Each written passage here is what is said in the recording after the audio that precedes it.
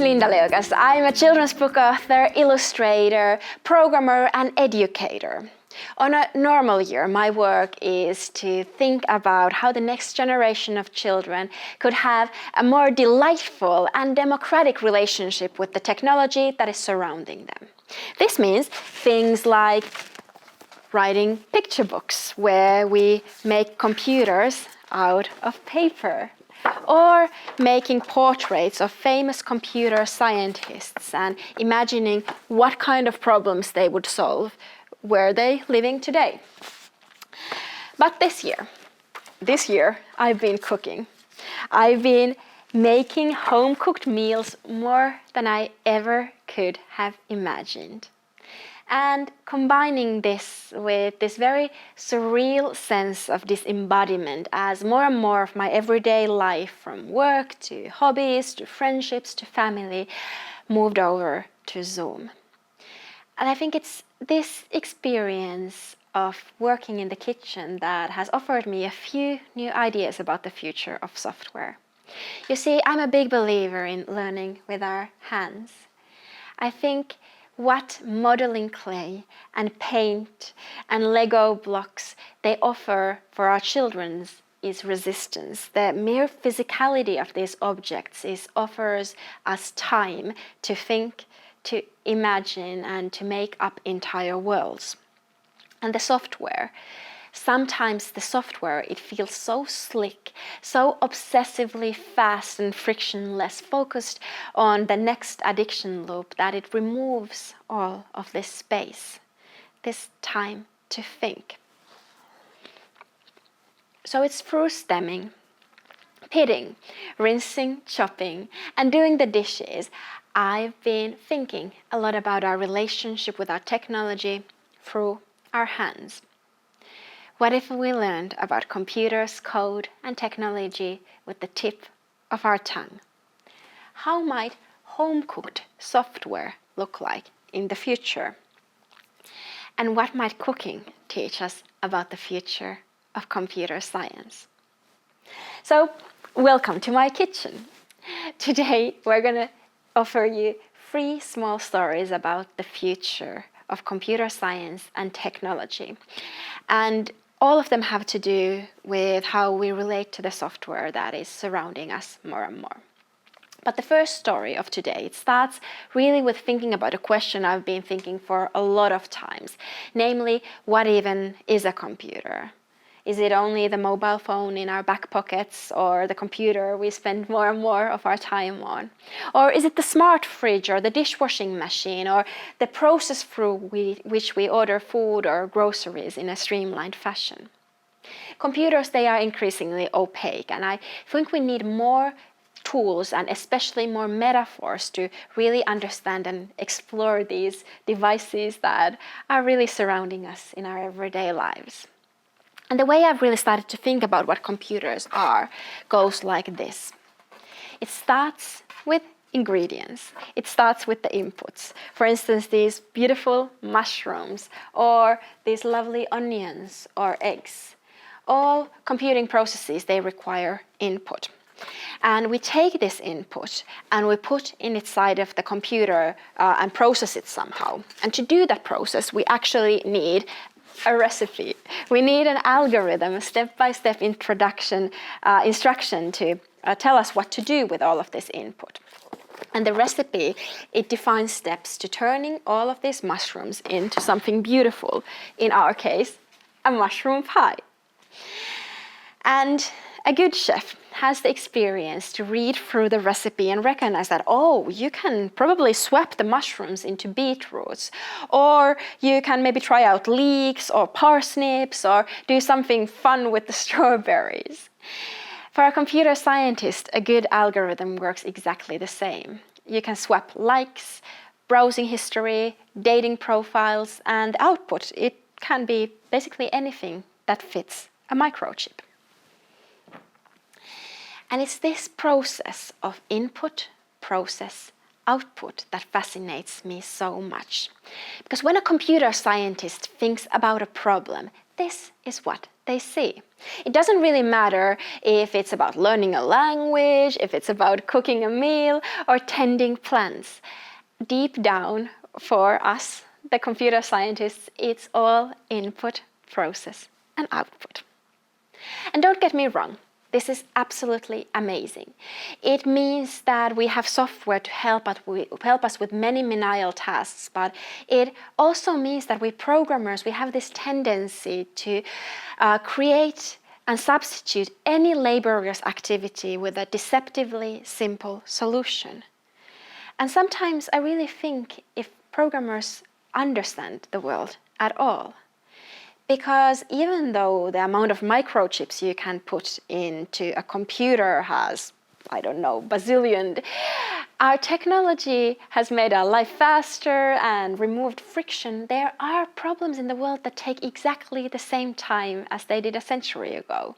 Teaching a kid how to read, examining a patient, performing a sonata or cooking a hamburger, you can't make that faster with software. And it means that not all problems around us can be translated into this neat input, process, output model.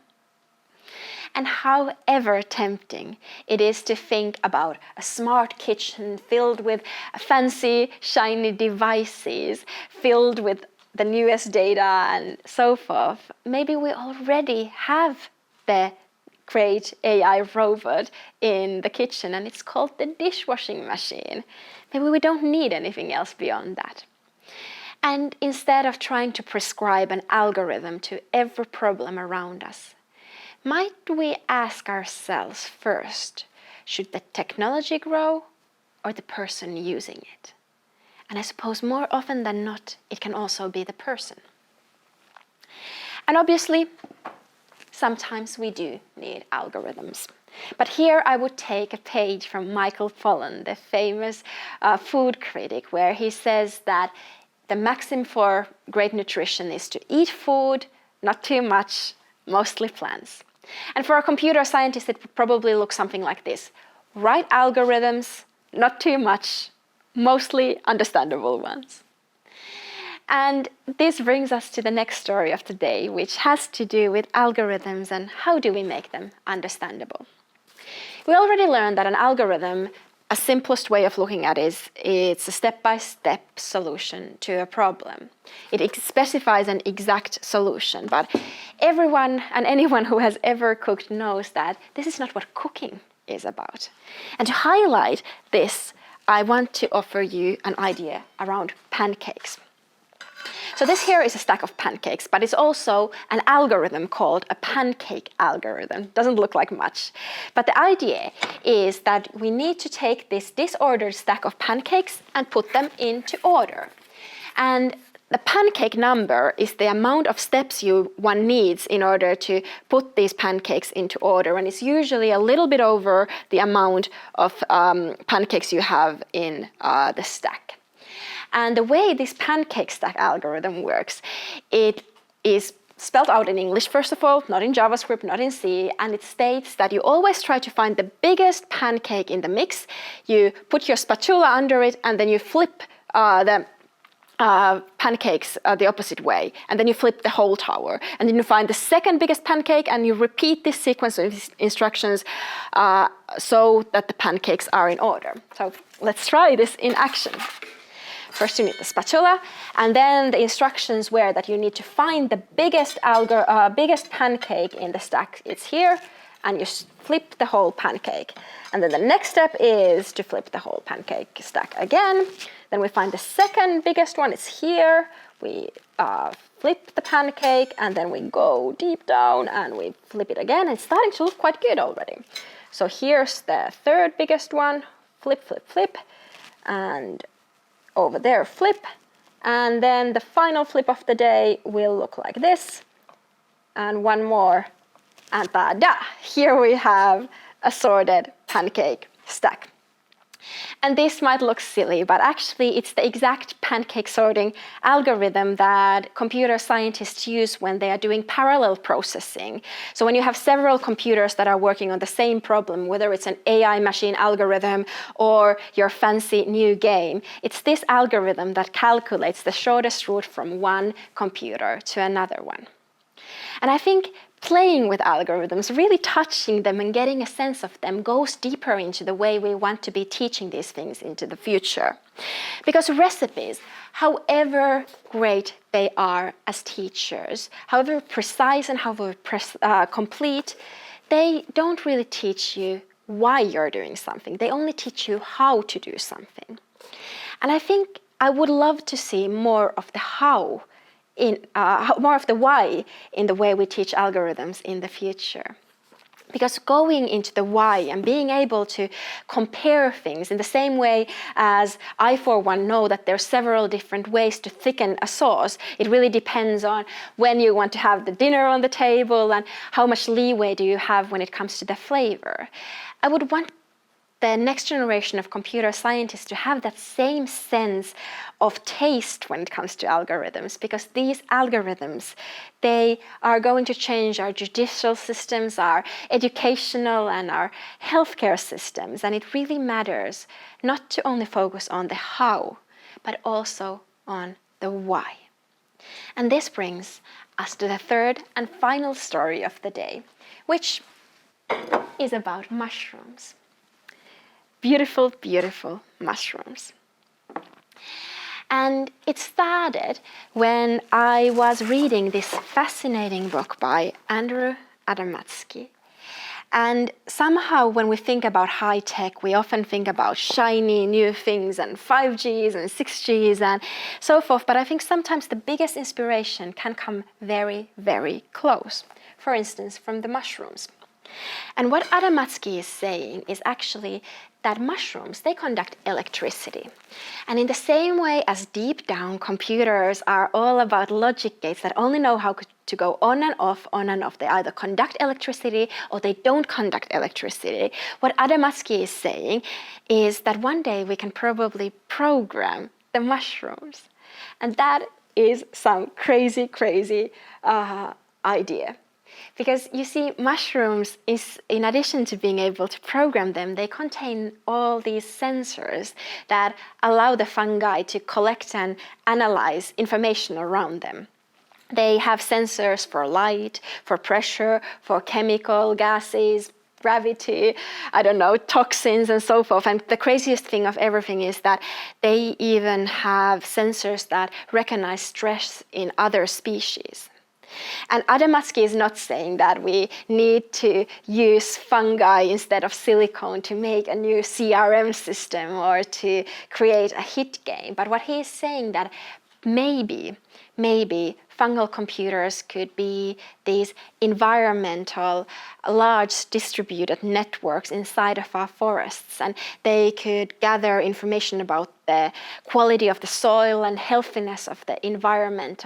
And this is something that really, really makes me smile. He calls this field of study the unconventional computing study, where he looks for examples of the kinds of computers that might surround us in the future.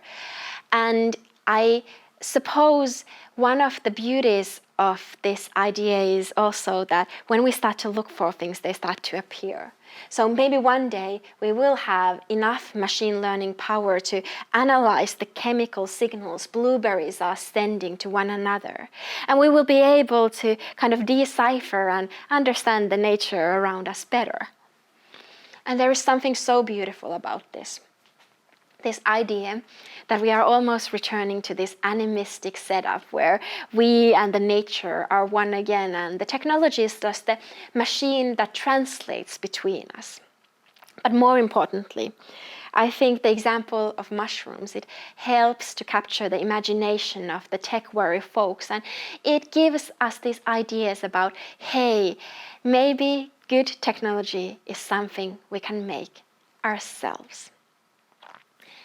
And maybe this is the big essential idea that I've learned throughout this last year of home cooking.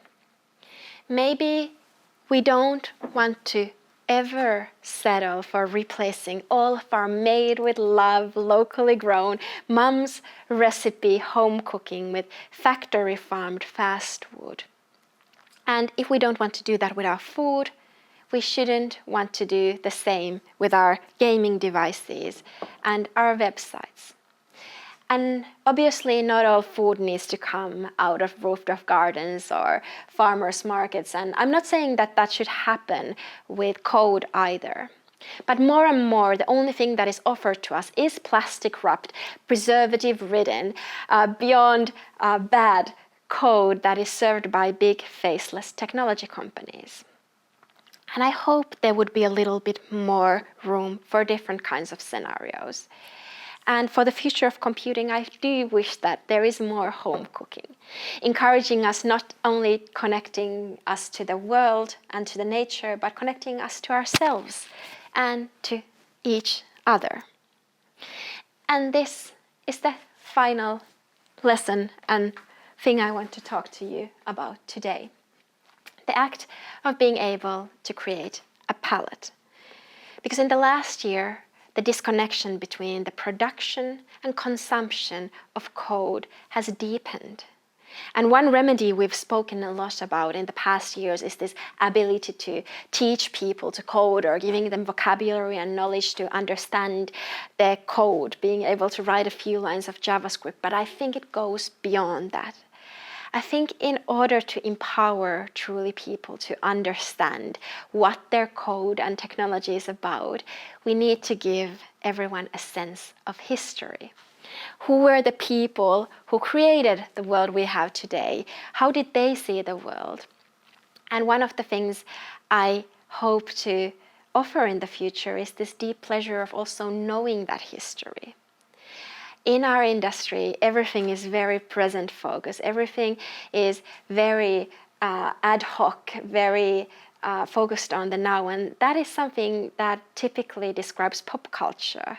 Pop culture is all about identity and feeling like you're participating, and it has nothing to do with cooperation and past. And more I feel like technology culture is this memified, fast, snappy thing.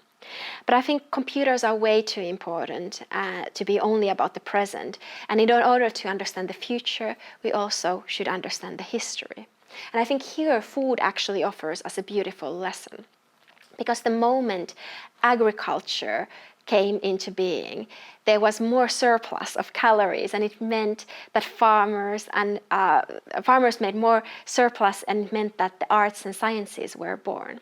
So the moment we stopped seeing food only as nutrition, we became a civilization. And I think that moment is happening in code right now. We need to start seeing it as nutrition only and start seeing the culture around it. And maybe this means an influx of homegrown software. And in this case, I would really invest in creating a palate and a sense of taste. Recently, I ran into this article about a little boy who wrote to Maurice Sendak, the creator of Where the Wild Things Are, and he said, "I love your books." And then Sendak writes him back and says, "I love your letter," and little drawing. And then the little boy's mom sends Sendak back a letter and says, little Joshua writes, "I loved it so much, I ate it." And I absolutely love that story, because that is what we are when we are growing up. We are almost animistic in our relationship with the world. We touch the world with our inside. I loved it so much, I ate it. And palate, that is the spot on your tongue where you remember, where you learn to assign words to the textures of taste and memory. And it is this palate, this taste, this sense of memory, I would also wish to see in the world of software development. So the next time you run into a horrendous piece of overcooked, pre-packaged, preservative-soaked code, here's my lesson for you. First, break down the experience. Think about taste, textures, sounds, environment, and all the sensual experiences. The code shouldn't be in a vacuum. It should encompass all of the sensual world around us. Second, ferment it. Draw it, mix it, write it, start comparing it with other experiences you've had. Good code doesn't grow in a vacuum again. And then finally, redo it. Instead of industry-made experiences, create a lovely, homemade, interesting approach to the problem with code.